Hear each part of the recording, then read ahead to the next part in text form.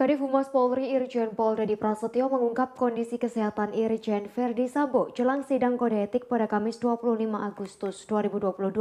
Sidang kode etik terkait dugaan pembunuhan Brigadir J dilangsungkan di Mabes Polri pagi ini.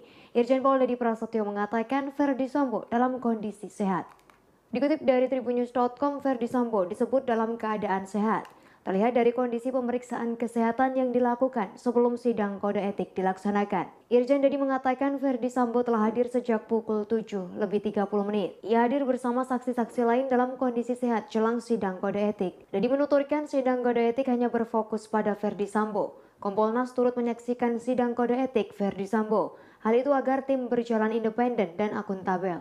Sebelumnya, Kadif Humas Polri Irjen Pol Dedy Prasetyo mengatakan agenda sidang etik Irjen Verdi Sambo digelar Selasa 23 Agustus 2022. Ya, informasi dari Pak Karopos, mekanisme itu sudah dilalui dan semuanya dalam kondisi sehat. Ya, untuk bisa menjalani proses persidangan.